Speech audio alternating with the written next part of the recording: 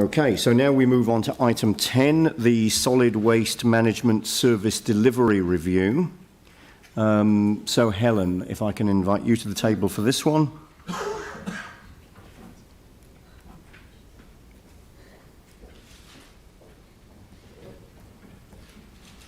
Are there any introductory remarks that you'd like to make?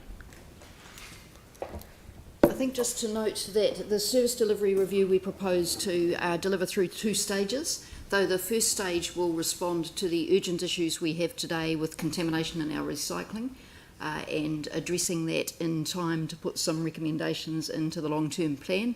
And the second stage will be the full service delivery review that will feed into the next long-term plan and the contracts that we have for solid waste and across collection, the processing of both recycling and organics.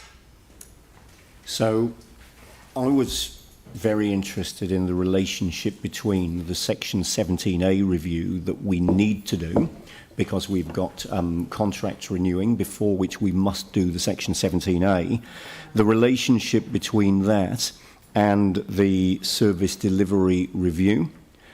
And my understanding is that the work that we do for this service delivery review will feed directly into the Section 17A which follows it, without a need to duplicate that work. Is that correct? That's correct, and it will also inform the full scope of that Section 17A review. So while you've got a project charter attached to this report for the service delivery review, and that will form the basis for the full Section 17A service delivery review, we will update that project charter before we move into the second stage. So the information that we gather in the first stage will inform that second stage as well.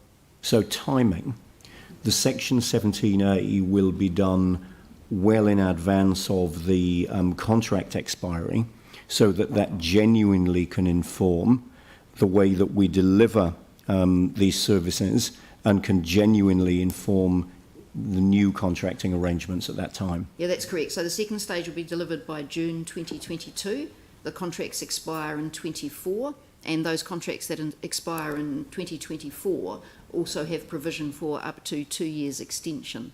The only exception to that is the collections contract, and that's 2029. So they're not all aligned. All right. And then timing at the other end of the process. There are a number of issues which, in my view, we need to consider urgently, and that we need to consider in time to make any changes in the LTP. You've already referred to contamination of recycling as one of those, and I'm delighted to hear that we will be able to consider any changes in the LTP as a result of fast-forwarding that at the beginning of this service delivery review. Glass recycling is another that I would probably put in the same category. And the ability to make any changes to fees and charges to drive any particular improvements or behaviours would be another.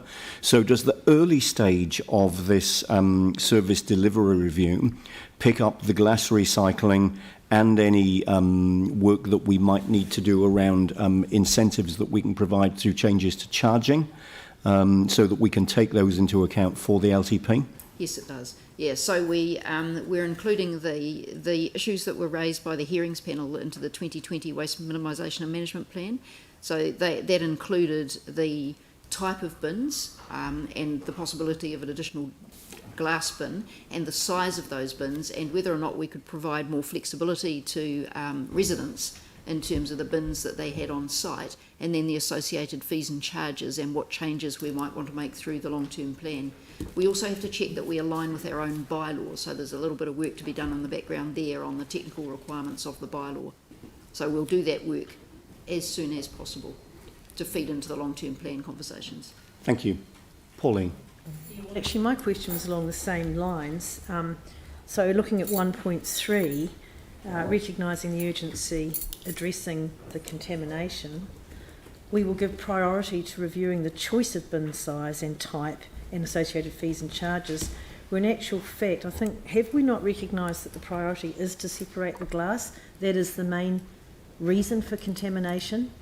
Is what I was led to believe. No, the main reason for contamination of the recycling at the moment is people putting rubbish in the yellow bins.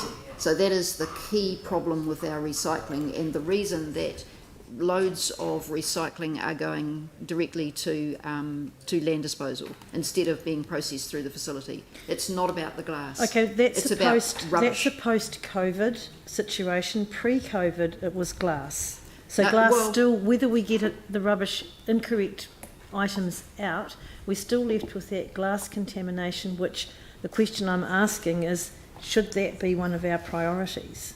We are also looking at glass. So the issue of glass is that glass in the recycling bins is not contamination. We collect glass in our recycling bins, and that's what we do in Christchurch. We have commingled recycling.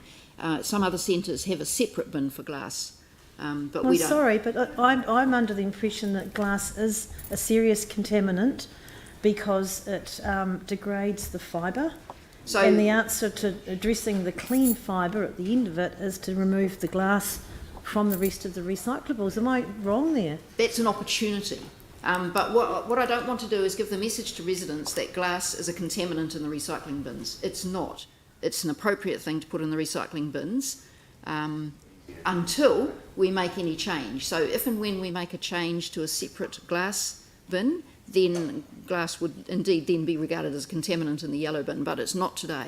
So I just want to clear that Yes, part. I understand what you're And so coming to saying. the second part of the question, yes, glass, if glass going through the recycling facility can contaminate the fibre product that comes out the other end. And if we had separate collection, that would reduce that problem.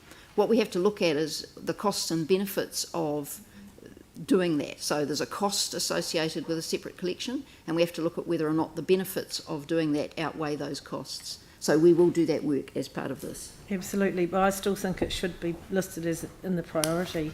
So in yes, it is. 1.3. So under 121, you'll note that the Three Waters Infrastructure Environment Committee, Yeah, I know. when they accepted the Hearings Committee recommendations, Yeah. they resolved that we should review the current curbside collection, including the opportunities for increased flexibility of the bin sizes and a separated glass collection. Yes, I see that there, but it doesn't sort of sit in 1.3.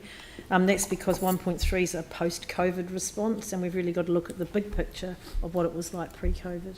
We will look at both. And so will we also be working with other partners to look at an option of perhaps treating glass differently in the future? Yes.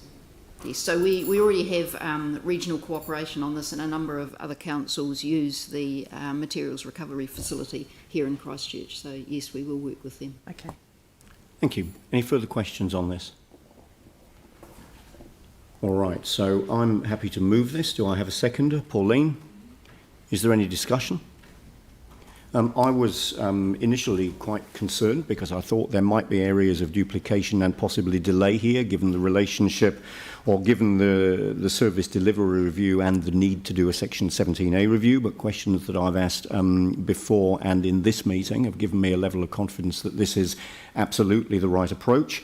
And I'm encouraged by the fact that this also allows us to pick up early and in time for LTP consideration the matters of glass recycling, as has been teased out in questions, and also to deal with the inconvenient and very expensive matter of contamination of the recycling stream, and also any incentives that we might be able to put in place through changes to the charging regime as part of our LTP considerations as well. So having been sceptical of this approach in the beginning, I now believe that this is absolutely the right thing to do, as it provides us with a number of opportunities in a timely way. So yeah, I'm certainly encouraged by what we've heard in this meeting, and confirms that this is the correct approach. So I'll put the motion. All those in favour say aye. Against? That's carried. Thank you. All right, now let's move to